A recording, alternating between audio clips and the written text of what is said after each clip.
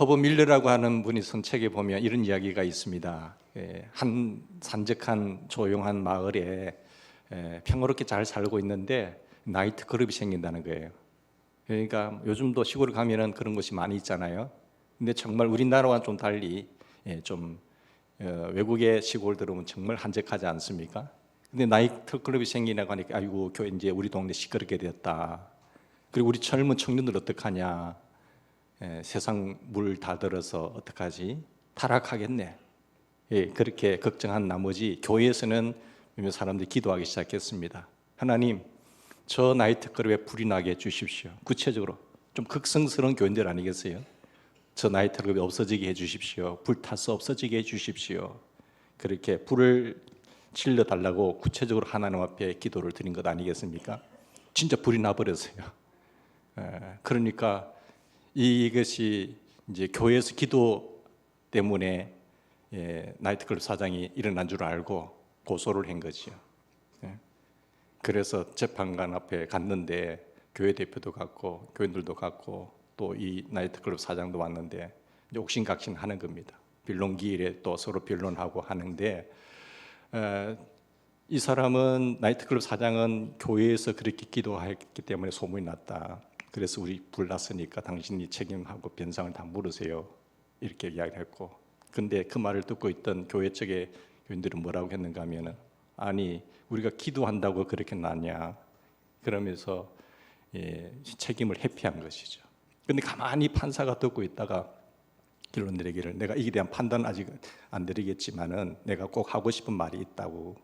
그 말이 뭔가 하면은 내가 보기에 지금 나이트클럽 사장은 정말로 하나님의 기도의 능력을 믿는 사람인 것 같다고. 근데 교인들은 하나님 믿으면서도 기도의 능력을 믿지 않는 사람 같으니까 훨씬 더 이 나이트클럽 사랑이 좋다. 믿음이 훨씬 탁월하다. 이렇게 결론 내렸다는 것 아니겠습니까? 제 3자가 봤을 때 우리의 처신과 행동을 어떤 모습으로 나타나는가 그게 중요하다고 생각합니다. 여러분, 우리는 기도를 늘 하지 않습니까? 여러분, 우리가 기도하고 바라고 나갈 때에 근데 기도의 응답도 기도의 능력도 안 믿고 기도하는 사람이 있어요. 하나님의 능력, 하나님의 응답, 기도하면서도 기도의 능력을 믿지 않는 것 얼마나 넌센스입니까? 오늘 본문에 보면 왕의 신하라고 하는 한 사람이 등장하고 있습니다. 오늘 이 왕의 신하의 믿음을 바라보면서 하나님이 우리에게 역사를 일으키는 그 모습은 어떤 모습인가를 같이 한번 살펴보았으면 좋겠습니다. 오늘 본문을 읽으면서 느끼는 것은 분명 특별히 하나님께서 뜻이 계셔서 이렇게 하셨다라는 것을 많이 느끼게 돼요. 헤롯 왕의 신하가 되는 이 지체 높은 한 사람을 구원하시기 위해서 한 사람의 이 왕의 신하에게 믿음을 주시고 그것이 자라게 하시고 그 믿음을 훈련하시고 그 믿음을 완성하셔서 놀라운 역사를 일으키신 살아계신 하나님의 탁월한 하나님의 섭리를 우리 여기서 바라보게 됩니다. 자, 이 모든 역사는 하나님께서 주도적으로 주도하신 거예요. 자신께서 주도하신 그 사건입니다. 왕의 신하가 예수님 앞에 나왔습니다. 그 떵떵거리는 지체로 이 나사렛에 살고 있는 갈릴리에 온 이 30대가 되지 않는 젊은 청년 앞에 무릎을 꿇는다는 것 상상할 수가 있겠습니까? 그 지체로 볼 때는, 지위로 볼 때는 이 젊은 청년에게 나간다는 것은 있을 수 없는 일이에요. 그런데 청년 앞에 나와서 무릎을 꿇습니다. 이것을 알아야 됩니다. 그 아들이 죽게 되었으니까 나왔지요. 만약에 그 아들이 병들어 죽게 되었지 않았더라고 한다면 어떻게 왕의 신하라고 하는 사람이 귀족이 이 젊은 청년 앞에 와서 무릎을 꿇겠습니까? 그 아들이 죽어간다는 것이죠. 그 아들이 병들었다는 말씀이죠. 내가 백방으로 애쓰고 달려가고 이 방법 저 방법을 애썼지만 내게 아무 효험도 없었을 때에 이 예수 그리스도 젊은 청년 앞에 다가온 이 신하의 믿음을 보십시오. 정말로 다급해졌습니다. 부쩍 몸달았습니다. 여러분, 마침내 체면이고 지위고 아랑곳하지 않고 내 이 아들만 살릴 수 있다고 한다면 내가 그 앞에 나가겠나이다 하는 이 작은 믿음, 그죠? 그러니까 아들이 병들었다고 하는 사건은 매우 슬프고 고통스러운 사건이지만 이 한 생명을 살리는 놀라운 역사, 이에게 믿음을 주시고 그 믿음의 역사를 보게 하시고 생명을 살려내는 놀라운 은혜, 바로 예수님의 하신 사역이죠. 예수님께서 한 신하를 통해서 구원시켜 주시는 은혜를 체험한 가정입니다. 여러분, 또 하나가 있습니다. 그것은 적지만은 소문에 대한 믿음을 이 신하는 갖고 있습니다. 헤롯 왕의 신하가 소문을 들었습니다. 소문이라고 하는 것은 직접 본 것 아니잖아요. 자기가 직접 경험한 것 아니에요. 그냥 소문이었습니다. 소문에 보면 나사렛 예수라고 하는 사람이, 젊은 청년이 눈먼 자도 눈을 뜨게 하고 안전병이도 일으키고 병을 고치는 그 놀라운 소식을 듣게 된 것이죠. 이 소문에 대한 믿음이 중요합니다. 여러분, 많은 소리, 이 소리 저 소리를 우리는 들을 것입니다. 그런데 이 소문에 대한 믿음, 확실성이 중요하죠. 이 소문을 듣고 말도 안 돼, 그럴 리가 어떻게 있어? 어떻게 눈먼 자가 하루아침에 눈을 뜬단 말이야? 문둥병자가 어떻게 치료함을 받는단 말이야? 그거는 말도 안 되는 소리지. 그럴 리가 없다고. 갈릴리 청년, 목수의 아들 예수잖아. 나도 잘 아는 젊은이야 하고 도외시 해버렸다고 한다면 일은 그렇게 일어나지 않았을 거예요. 그냥 끝났을 거예요. 여러분, 그러나 그는 소문에 대한 믿음을 가렸습니다. 떠도는 소리에 대해서 한번 생각을 했습니다. 확신을 가렸습니다. 믿음을 가렸습니다. 이 사실이 대단히 중요하거든요. 많은 소리가 떠돌지만은 그것을 확신할 수 있는 믿음이 있는가 아닌가. 정보에 대한 믿음, 전도에 대한 믿음, 증거에 대한 이 믿음이 중요한 것입니다. 그런데 이 신하는 이 떠도는 소문에 믿음을 가졌던 것이죠. 그리할 때 이 사건 앞에서 이 같은 예수님 앞에 나오고자 하는 결심이 생긴 거예요. 나도 예수 그리스도 앞에 나가면 되겠다고 하는 그런 어떤 마음을 갖게 된 것이고, 그 믿음이 행동으로 나타난 것입니다. 그래서 놀라운 기적을 체험하게 된 것이죠. 예수님 앞에 나오고자 하는 이 결심과 이 믿음을 볼 때에 그의 아들이 그의 죽게 되었다고 합니다. 다시 말하면 시간적으로 매우 급하지 않습니까? 조금 더 지체한다고 한다면 이제 언제 죽을 수밖에 없는 그런 상황이에요. 인간의 방법으로 다 끝났습니다. 한계에 다다랐습니다. 다급해졌습니다. 너무너무 급합니다. 바야흐로 시간을 다툽니다. 급히 손쓰지 않으면 내 아들은 죽고 마는 그런 상황이었습니다. 이런 시간에 그는 초조한 마음으로 예수님 앞에 나오게 되고 그 예수께 간구하게 되었던 것입니다. 그러기 위해서 그는 적어도 인간의 한계를, 그러한 극적인 한계를 뛰어넘어서야 되는 것이죠. 이런 많은 장애 요소가 있었을 때 기적을 준비하신 하나님의 그것을 내 것으로 받아들이기 위해서는 그런 극적인 장애 요소를 뛰어넘는, 인간의 한계를 뛰어넘어야만이 이런 기적의 주인공이 된다는 것을 오늘 본문은 우리에게 가르쳐주고 있습니다. 이것을, 한계를 극복하지 않고는 예수님 앞에 바로 설 수도 없었고 예수님의 주신 능력을 수용할 수도 없었던 것입니다. 그러면 우리가 오늘 본문을 통해서 뛰어넘어야 할 한계, 그 한계를 뛰어넘어서 우리에게 펼쳐진 그 놀라운 기적이 나의 것이 되기 위해서, 기적의 주인공이 되기 위해서는 이 5가지 한계를 한번 살펴보고자 합니다. 첫 번째는 감각적 한계를 극복해야 했습니다. 소문은 경험이 아닙니다. 자기 것이 아니지 않습니까? 소문은 내 경험이 아니고 다른 사람의 경험이었습니다. 다른 사람의 경험이 내 귀에까지 들린 것이지요. 내가 본 것이 아니고 다른 사람이 본 것이었습니다. 나는 못 보았습니다. 그러나 내가 꼭 보아야 되고 내가 꼭 경험해야 된다고 고집을 했다고 한다면 이 사람은 끝까지 예수님 앞에 나올 수가 없었을 거예요. 그런 거로 잊지 말아야 됩니다. 표적을 믿는 믿음, 기적을 믿는 믿음, 그것은 나 자신의 경험 중에 없는 일이에요. 내 평생의 사건 속에는 없는 일이었어요. 그 증거를 받고 그 사실을 사실대로 믿을 수 있는 감각적 한계를 뛰어넘으셔야 됩니다. 내가 그 안에 갇혀 있는 한 나는 그 다음의 한계와 하나님의 손길과 하나님의 능력을 체험할 수 없게 된다는 것입니다. 이 믿음이 반드시 필요해요. 내가 보아야 되고 내 손으로 만져야 된다고만 생각하는 사람들이 있습니다. 그렇다고 한다면 우리는 하늘나라에 대해서 어떻게 생각하세요?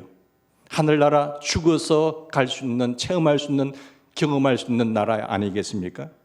죽음에 대한 진리를 내가 죽기 전에는 모르겠다고 한다고 한다면 그 사람은 영원히 죽음의 문제를 해결하지 못할 것입니다. 그런 거로 이 감각과 내가 받는 감각의 세계를 초월해야 하는, 넘어서는 믿음이 필요한 것이에요. 두 번째, 우리가 한계를 뛰어넘어야 될 것이 뭔가 하면 공간적 한계라는 것입니다. 지금 아들이 병들어 누워 있잖아요. 아버지가 예수님께 찾아와서 이렇게 말합니다. 우리 집에 좀 가십시다. 우리 아들이 지금 병들어 죽게 되었나이다. 우리 집에 좀 예수님 가주실 수 있겠습니까? 빨리 가서 지금 죽어가는 내 아들을 안수하여서 기도를 좀 해주세요. 좀 살려주세요 라고 부탁을 했겠지요. 빨리 가서 내 아들의 병을 고쳐주십시오라고 부탁을 드립니다. 근데 공간적 거리가 있잖아요. 내 아들은 지금 이곳에 없고 다른 곳에 있습니다. 그러니까 예수님의 소문을 듣고 예수님께 찾아왔어요. 내 집에 가서 우리 아들을 좀 살려달라고. 예수님께서는 가지 않았어요. 이 요청에 거절했습니다. 그리고 여기서 말씀하십니다. 저기에 있는, 다른 곳에 있는 그 아들에게 말합니다. 그리고 네 아들이 살아났다라고 이야기를 합니다. 이거 참 답답한 일 아니겠습니까? 여기서 말했는데 아들이 살아났다고 말씀하신 말씀이 살아났는지 안 살아났는지 어떻게 알 수 있겠습니까? 자기 소원 같아서는 예수님이 같이 가셔서 아들의 손 위에, 아들의 머리에 안수하여서 기도라고 한다고 한다면 그 기도의 능력으로 나갈 수 있겠다고 받아들일 수 있겠는데, 자기 집에 가지도 않고 이곳에서 말씀하시니, 그리고 살아났다고 하니까 어떻게 살아났는지 안 살아났는지 믿을 수도 없는 상황이잖아요. 그러니까 내 아들이 나았느니라고 할 때 갈 필요 없다, 그 말씀 아니겠습니까? 이것을 우리가 어떻게 믿어야 되느냐 말이에요. 내 삶의 정황 속에서 오늘도 역사가 있고 나는 다른 데 있고 문제 해결의 장소가 이곳이 아니라 다른 곳에 있다고 생각해 보십시오. 급한 상황이, 문제가 다른 곳에 있다고 생각해 보십시오. 예수님께서 요새 말로 보면은 소위 원격 조정하고 있지 않습니까? 리모트 컨트롤 가지고 컴퓨터에서도 말한 것처럼 이곳에서 말하면 저곳에서 역사하는 그런 방법을 사용하고 계시는 것 아니겠습니까? 이 원격 조정을 믿으셔야 되는 겁니다. 시공간을 초월하시고 역사하시는 그 하나님의 하나님 되심을 믿으셔야 되는 거지요. 우리는 가만히 보면 이것을 믿지 못합니다. 꼭 내 손 안에 있어야 되고 내 눈으로 보아야 되고, 그리고 저 먼 곳에서 이루어지고 있는 하나님의 능력, 저기서 이루어지는 그 하나님의 능력을 못 믿는다는 겁니다. 하나님의 능력을 내가 여기서 믿지 못한다는 말씀, 그래서 문제가 된다는 것이에요. 왜 꼭 내가 보아야 됩니까? 왜 꼭 나 앞에 같이 있는 상황 속에서 그 일이 일어나야 됩니까? 하나님의 무소부지하신 창조하신 하나님께서 전능하신 분이라고 참으로 믿을 수만 있다고 한다면 주님의 말씀을 믿고 공간을 초월하는 한계를 뛰어넘으셔야 됩니다. 모름지기 공간을 초월하는 이 믿음을 가지고 우리가 기적을 체험하는 주인공이 되기를 바랍니다. 자, 세 번째 어떤 한계일까요? 시간적 한계를 초월하여 했습니다. 이 사람은 지금 어쨌든 예수님께서 즉시 내려오셔서 도와주기를 바라지 않겠습니까? 얼마나 다급했을까요? 많은 방법을 사용해 보았지만 그것이 이루어지지 않았고 이제 죽게 되었는데, 근데 예수님께서는 즉시 가시지를 않았습니다. 그 예수님의 느긋한 모습, 그 예수님의 그 느긋한 모습을 여기서 볼 수 있잖아요. 여유가 있습니다. 아버지의 마음은 조급합니다. 급합니다. 아주 조급하고 답답하고 초조한데 예수님께서는 아주 여유 있게 행동하십니다. 내 아들이 살았다. 그것으로 끝입니다. 내 아들이 살았다. 이런 얘기가 있잖아요. 발명왕 에디슨에게 어느 날 어떤 아버지가 찾아옵니다. 자기 아들을 이제 데리고 와서 얘가 유학을 떠난답니다. 떠나기 전에 스님께서 이 아이에게 삶의 좌우명이 될 수 있는 중요한 말씀 한마디만 해 주십시오 라고 부탁을 했어요. 그런데 에디슨이 쭉 살펴보다가 시계를 봅니다. 시계를 보고 한마디 하지요. 시계를 보지 말라. 이 말씀 한마디를 한 것입니다. 그렇습니다. 시계를 자꾸 들여다보는 것은 좋은 일이 못 되지요. 뭐 설교 시간이나 어떤 한 사람 만나서 대화할 때 시계를 본다는 것은 집중을 못한다는 것이에요. 벌써 정신이 흐트러졌다는 것 아니겠습니까? 그러니까 무엇인가 몰두하고 있는 시간에 시계를 쳐다본다는 것은 좋지 않습니다. 사람 만나서 대화할 때 시계 보는 것 큰 신뢰입니다. 그만하라는 말씀 아니겠어요? 그만하고 입 닫고 집으로 가자는 그 말씀 아니겠어요? 빨리 가십시오 하는 얘기거든요. 그래서 우리는 시간을 가렸을 때에 그 시간 관리를 잘 해야 됩니다. 또 시간을 여러 가지로 생각할 수 있는데 하나는 이 캘린더 타임이 있습니다. 그런가 하면 바이올로지컬 타임이 있잖아요. 생체 리듬학적인 시간들이 있고, 그런가 하면 하나님의 시간이 또한 있습니다. 내 시간과 하나님의 시간 엄청난 거리가 있습니다. 하나님의 시간, 우리의 가지고 있는 24시간 안에 갇혀 있지만 하나님은 무한하신 카이로스의 하나님인 것을 우리는 알 수가 있지요. 나는 죽어가는 사람이요 나약한 사람이기 때문에 초조합니다. 나는 이 시간 때문에 안절부절합니다. 시간이 얼마 안 남았습니다. 그러나 하나님께는 여유가 있습니다. 1000년이 하루 같고 하루가 1000년 같으신 하나님의 시간, 우리는 마땅히 하나님의 큰 경륜 안에서 내가 가진 초조하고 답답해하는 시간관념을 극복을 하셔야 됩니다. 내 시간에 하나님을 끌어들이지 마십시오. 하나님의 정하신 역사와 계획과 뜻은 그대로 진행됩니다. 오늘 무대에는 오늘 A라는 사람이 등장했는가 하면 또한 B라는 사람을 등장시켜서 하나님은 또한 활동하게 하시는 모습, 한 세대는 가고 또 한 세대가 와서 하나님의 놀라운 역사를 이어가시는 하나님의 그 모습을 우리는 보지 않습니까? 근데 왜 꼭 내 때에 내 눈앞에서 내가 그것을 누리려고 합니까? 그것은 나의 시간이죠. 하나님의 시간과 나의 시간은 많은 차이가 있습니다. 그래서 우리는 나의 시간적 한계를 뛰어넘는 그 믿음이 필요합니다. 보십시오. 이스라엘 백성들이 이스라엘에서 이 애굽에서 나와서 광야를 거쳐서 가나안 땅에 들어가지 않습니까? 정말 빠른 걸음으로 간다면 보름이면 갈 수 있는 거리예요. 그런 지름길을 내담아 하고 하나님께서는 광야길로 돌려서 40년을 걸리게 들어갑니다. 아무리 늦어도 보름이면 갈 수 있는 그 땅, 약속의 땅이지만, 그런데 하나님께서 생각하시는 시간은 너희들이 바라는 그랬던 15일의 시간이 아니라 내가 바라는 시간은 40년이었어요. 하나님의 시간이죠. 2주일이면 갈 수 있는 그 짧은 거리이지만 40년 걸려서 갔습니다. 이것이 하나님의 계획입니다. 하나님의 시간이지요. 도대체 우리가 너무나 성급합니다. 모든 일을 너무 성급하게 한 나머지 우리는 실수를 하는 거지요. 그리고 급하게 부자가 되려고 하다가 많은 것을 잃어버리는 사람들이 주변에 있지 않습니까? 내가 한탕해서 이 돈 벌어야지. 근데 많은 것을 날려버립니다. 여러분 꼭 명심해야 합니다. 하나님의 시간, 그 시간을 받아들일 수 있어야 됩니다. 그런가 하면은 경험적 한계를 또한 뛰어넘어야 합니다. 내 경험에서만 생각하면 안 됩니다. 내 고정관념을 버리셔야 됩니다. 답답하고 편협한 이 생각이 이것이 다인 줄로 생각해서는 안 됩니다. 자기는 굉장히 훌륭한 척 가지고 그 경험을 이야기하지만 다른 사람이 바라볼 때는 너무 답답한 거지요. 너무 편협적인 것이죠. 내 의견과 내 경험은 하잘 것 없고 턱없는 것입니다. 그런 겸손함이 있어야 됩니다. 옛날 어른들 보면 좀 나이가 지긋하신 세대는 흔히 옛날에는 이러저러 했는데 라는 말을 많이 하지 않습니까? 그렇게 말하기를 좋아합니다. 그러나 옛날은 옛날이고 지금은 지금입니다. 우리는 그 옛날을 자꾸 잊어버리지 못하고 자꾸 말할 때가 있지요. 지금은 내가 가진 경험 일단 다 잊어버려야 됩니다. 여러분 한나라고 하는 여인 보세요. 한나가 자식이 없어서 많은 고통을 또 근심에 빠지지 않습니까? 그런데 이 여인은 자식이 없으므로 수모를 당하고 억울하고 분하여서 이제 하나님께 나아가서 기도를 합니다. 성전을 차려서 정한 시간에 하나님 앞에 엎드리면서 자기 하소연을 합니다. 하나님 왜 저에게 자식을 주지 않습니까? 내가 이것 때문에 너무 수모를 많이 겪고 있습니다. 그러면서 애절하게 부르짖어요. 너무나 열심히 정성을 다해서 기도한 나머지 얼굴이 벌게졌어요.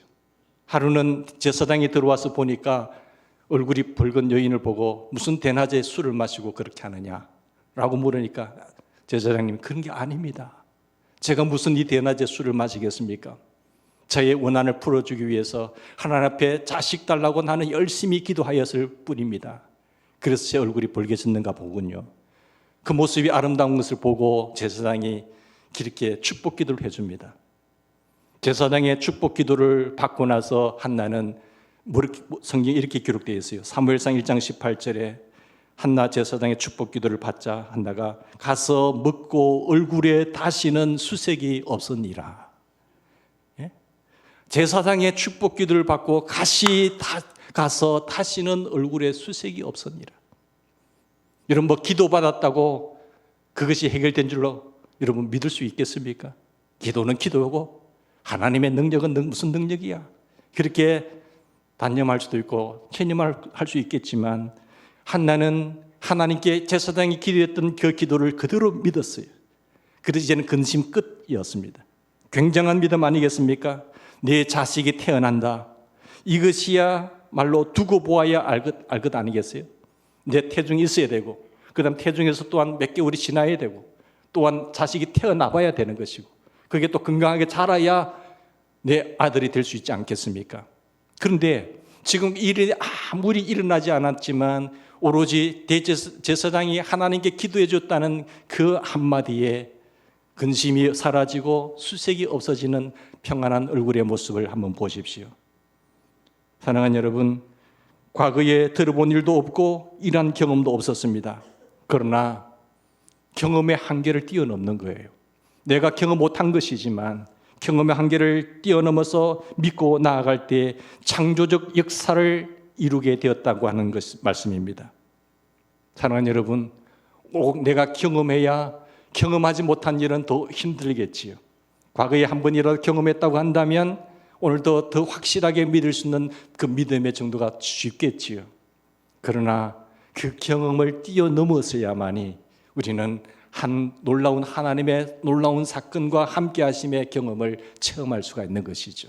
내 경험이 될 수가 있는 거죠. 자, 다섯 번째는 인격적 한계를 뛰어넘으셔야 됩니다. 보십시오. 오늘 말씀의 장면을 자세히 보십시오. 헤롯 왕의 신하입니다. 헤롯 왕의 신하죠. 귀족입니다. 그리고 이 귀족이 초라한 30세의 젊은이 앞에 와서 무릎을 꿇었습니다. 어쩌다가 부탁하는 것이지만은 신하로서는 명령투로 나올 수도 있잖아요. 그리고 내 집에 와서 내 아들을 좀 돌봐 주시고 기도하시오. 명령투로 나올 수도 있는데 그렇게 하지 않습니다. 지금은 그것이 아니잖아요. 예수님의 명령에 왕의 신하가 지금 순종할 수밖에 없는 상황입니다. 내 아들이 살았다. 예수님께서는 내 아들이 살았다. 자, 이 말씀을 듣고 됐다 하고 가야 됩니까? 말아야 됩니까? 정말 이 말이 맞는지 틀린지 됐습니다. 감사합니다 하고 가야 됩니까? 말아야 됩니까? 낳고 또 죽고는 고사하고 좌우간 우리 집에 좀 갑시다. 청년이여 이제 좀 갑시다. 예수님이 좀 갑시다. 이렇게 대들 수도 있잖아요. 그렇게 대들었다고 한다면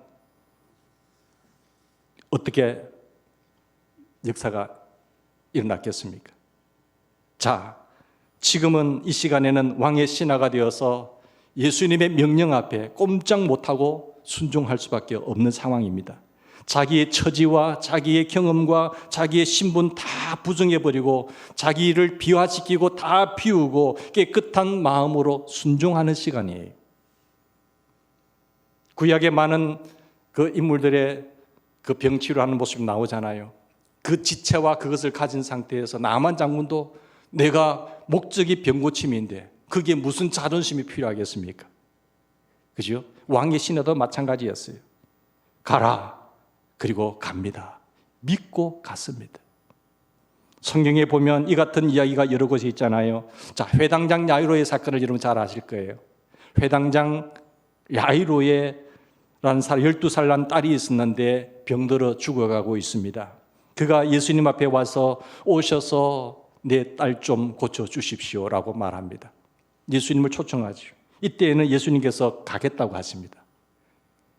그 요청에 그 딸이 아픈 그 장소에 가겠다고 하시면서 회당장과 함께 지금 딸의 집으로 가고 있는 것입니다. 근데 노상에서 한 여종을 만나지요. 소식은 무슨 소식입니까?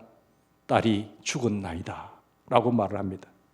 하인은 그렇게 이미 죽었다고 보고합니다. 그러니까 예수님께 더 보채지 마십시오. 이제 가십시다. 이미 죽었으니 가고 오고 말 할 것 없습니다. 다 끝났습니다 합니다. 바로 이 시간에 야이로는 참 중요한 기로에 섰던 것이죠. 예수님을 한낱 의사로만 보았다고 한다면 이제 끝 가살 거예요. 그런데 야이로가 본 예수님은 이 사람을 메시아로 본 것입니다. 그에 떠도는 소문에 어떤 한 의사로 본 것이 아니라 이분은 하나님이라는 이 믿음, 그 관점이죠. 그런 순간 그가 당황하고 있을 때 예수님께서 믿음을 주십니다. 믿기만 하라. 믿기만 하라. 이 말씀을 주셔서 확신을 갖게 하죠. 그러면 네가 믿기만 하라. 그러면 네가 하나님의 영광을 보리라고 하십니다. 야이로는 아무 말 없이 그 말씀에 순종하고 따라 들어갑니다. 그래서 마침내 딸이 다시 살아나는 것을 경험하지 않습니까? 사랑하는 여러분, 자, 이 순간 사람이 죽었다는 말을 듣고 예수님을 모시고 가야 합니까? 말아야 됩니까? 노상에서 아직 집에 도착도 하지 않았는데 이미 끝입니다. 그러나 모든 지식과 내가 가진 모든 경험과 모든 것 다 버리고 야이로는 예수님의 말씀을 따랐습니다. 예수님과 함께 가셨고 불안한 상황 속에서 믿기만 하라. 그리하면 하나님의 영광을 보리라고 하는 이 말씀. 이 점을 생각하셔야 됩니다. 우리는 종종 이런 기로에 설 때가 있어요. 믿고 가야 하느냐 아니면 믿지 못하고 여기서 계속 머물러 원망과 불평만 할 것인가. 그 기로에 섰을 때의 선택은 우리 자유인 것입니다. 잊지 말 것입니다. 여러분 유명한 얘기가 있지 않습니까? 모세가 이스라엘 백성들을 애굽에서 인도해 낼 때에 눈앞에 홍해를 만납니다. 뒤에는 바로의 군대가 추적해 옵니다. 근데 홍해가 있는데 도간에 든 지와 같이 꼼짝 못하게 60만 백성이 다 죽게 되었습니다. 그때 하나님 앞에 호소합니다. 그리고 하나님께서 모세에게 말씀합니다. 지팡이로 바다를 가리라. 너무 어처구니 없는 말이지만은 그 말 가렸을 때 하나님께서 그들이 나아갔을 때에 바닷물이 나눠지지 않습니까? 여러분, 여러분의 믿음은 감상이 아니라는 사실을 기억하십시오. 행동으로 옮겨야 된다는 사실이에요. 절대 믿음은 감상이 아닙니다. 행동은 믿는 만큼 행동합니다. 믿는 만큼 행동합니다. 믿는 만큼 행동하게 되어 있습니다. 신뢰하는 것만큼 움직이게 되어 있습니다. 신뢰하는 것만큼 마음이 평강이 오게 되어 있습니다. 내가 누군가를 돈을 믿을 때, 뭔가를 권력을 믿을 때, 믿는 구석이 있을 때 마음이 평강해집니다. 나의 창조주시오, 나의 아버지시고 전능하신 하나님을 신뢰하고 믿을 때에 행동이 나오는 것이고 그게 마음의 평강이 있다는 사실을 꼭 기억했으면 좋겠습니다. 그래서 믿음은 절대 감상이 아니에요. 믿음은 그 하나님, 나와 동행하시고 역사의 주관자 되시고 살아서 역사하시며 생사복을 주관하시는 하나님을 절대적인 믿는 믿음, 하나님의 말씀이면 그대로 이루어진다고 하는 이 절대적인 신뢰, 이것에 기적이 일어나는 것입니다. 여러분, 아브라함이 하나님의 말씀을 듣습니다. 내 고향을 떠나라고 합니다. 너로 만민의 아버지가 되게 하리라. 너는 큰 민족을 이루리라. 말씀하셨을 때 그는 갈 바를 알지 못하고 갔습니다. 하나님의 말씀이니까요. 어디 가야 되는, 하나님이 동쪽으로 가면 동쪽으로 가고 서쪽으로 가라면 서쪽으로 움직였습니다. 갈 바를 알지 못하고 하나님의 말씀대로 따라서 정들었던 그 사람들 고향 땅을 떠납니다. 이방 땅으로 나섭니다. 나선 다음에 하나님 말씀하세요. 여기까지는 우리가 해야 되는 거예요. 우리의 믿음을 하나님께 보여줄 것이 있어요. 나선 다음에 하나님 뭐라고 말씀하세요? 이 땅을 너와 네 자손에게 주마. 이 땅을 너와 네 자손에게 주마. 여러분, 이것이 하나님의 말씀입니다. 이를 믿고 가는 것이에요. 이것이 우리에게 요구되는 믿음인 것입니다. 하나님은 때마다 모든 시간마다 쓰실 때 테스트를 해보십니다. 항상 하나님 테스트 해보세요. 우리의 믿음을 보기를 원하십니다. 그러기 위해서는 내가 극복해야 될 것이 있잖아요. 이것을 극복을 하셔야 하나님이 예비하신 여호와 이를 준비하신 그 기적을, 그리고 준비하신 축복을 내가 누리게 된다는 사실을 꼭 명심합시다. 여러분, 지금 우리에게 필요한 것이 무엇입니까? 다 잃어버렸습니다. 구구하게 말할 것 없이 다 잃어버렸잖아요. 신용도 지식도 경험도 다 잃어버렸어요. 대책도 없어요. 근데 필요한 것은 오직 믿음입니다. 정말 그분을 신뢰하면서 나의 아버지시고 나의 주인 되신 그 하나님, 나와 함께 하신 그 하나님을 신뢰하는 믿음. 주님의 그 은혜를 기억하십시다. 하나님의 말씀을 믿고 이제 나아가야 됩니다. 행동으로 옮겨야 되는 것입니다. 그래야 할 때에 기적을 보는 거죠. 그럴 때에 기적을 보았습니다. 기적을 보고 간 것 아닙니다. 그러할 때에 기적을 보는 것입니다. 사랑하는 여러분, 믿고 갈 때에 저만치에서 이적이 났다는 소식이 들려오지 않습니까? 그리고 그가 확정을 얻고 기뻐합니다. 자, 오늘 우리 앞에 있는 약속들, 그리고 하나님의 말씀을 믿고 가는 긍정적이고 적극적인 행동이 있을 때에 이제 저 먼 앞에서 기적을 보게 될 줄로 믿습니다. 기적의 주인공으로 살아가는, 날마다 하나님을 간증하는 간증의 주인공이 되기를 주의 이름으로 축원합니다. 같이 기도하십시다.